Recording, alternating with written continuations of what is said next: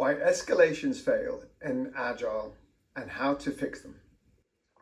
Recently at work, I was asked to lead the obstacle and escalation process across 16 Agile squads working on a vehicle program.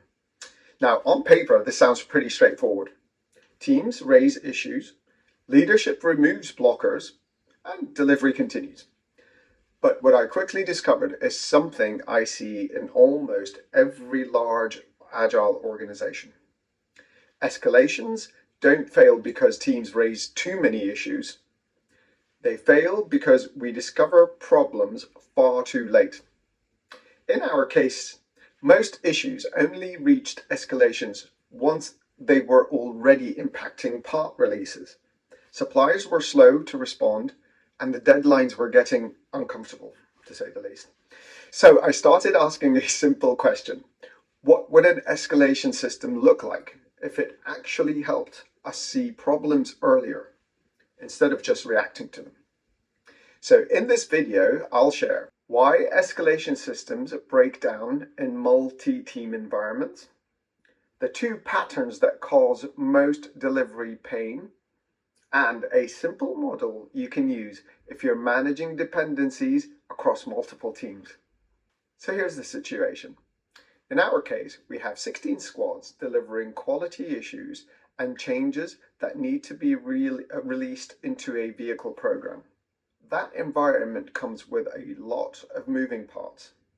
So the teams depend on things like external suppliers, internal buyers, finance approvals, engineering sign-offs, and every one of those dependencies can become a blocker. So squads escalate issues when they can't progress that work. But here's what I noticed. By the time issues reached escalation, they were already critical. Deadlines were already under pressure, and everyone in the room was suddenly trying to solve a problem that had probably been forming for weeks. That's when I realized the escalation system wasn't broken. It was just too late. The two biggest escalation problems. Across multiple teams, two patterns appear again and again. Problem one, late discovery. Teams often escalate when they're already blocked, not when the risk first appears. Maybe they're waiting on a supplier response. Maybe they're expecting an approval. Maybe they think the problem will resolve itself. But by the time the issue reaches escalation, the timeline has already shrunk, and now the leadership isn't preventing the problem. They're firefighting it. Problem number two, slow supplier response.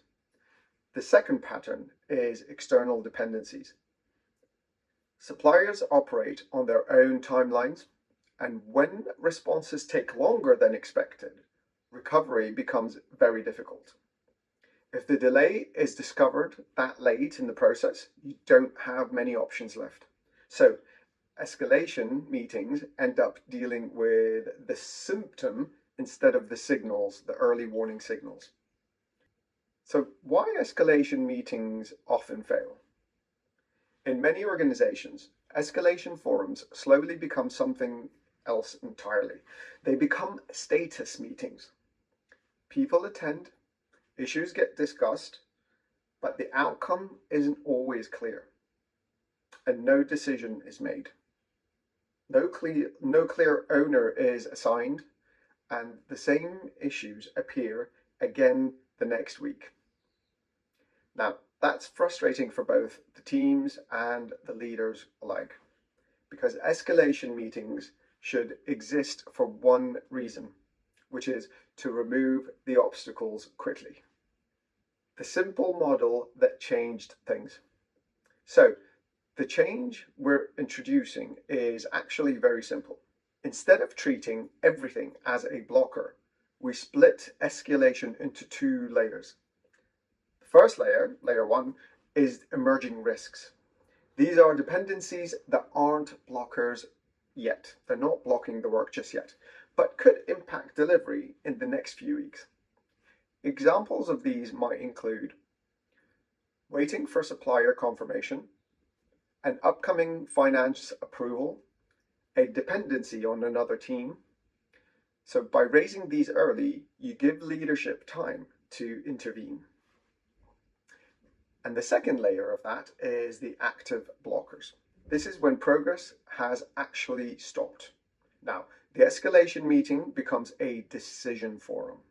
Every item should enter the discussion with three things: a clear problem, the business impact, the decision that's needed, and every item should leave with one of three outcomes: either a decision made, a named owner and deadline, or a clear escalation path.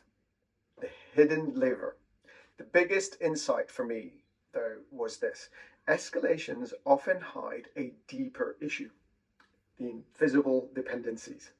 When multiple teams depend on suppliers' approvals or shared systems, these risks can build quietly across the organization.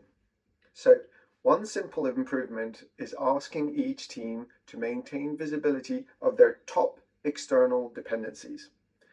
Not a massive report, just awareness. Because once leadership can see patterns forming, they can act earlier. This is my closing insight for you. So if you take one idea away from this video, it's this: managing escalations isn't really about running a meeting. It's about creating an early warning system for delivery risk. The goal isn't just solving problems, it's preventing them from becoming crises in the first place. Here's my call to action to you. If you're dealing with dependencies across multiple teams, I'd love to hear from you. What's the hardest part about managing escalations in your organization? Let me know in the comments section. And in the next video, we'll look at one of the biggest hidden causes of escalation problems in Agile organizations: invisible dependencies between teams. Hope to see you then.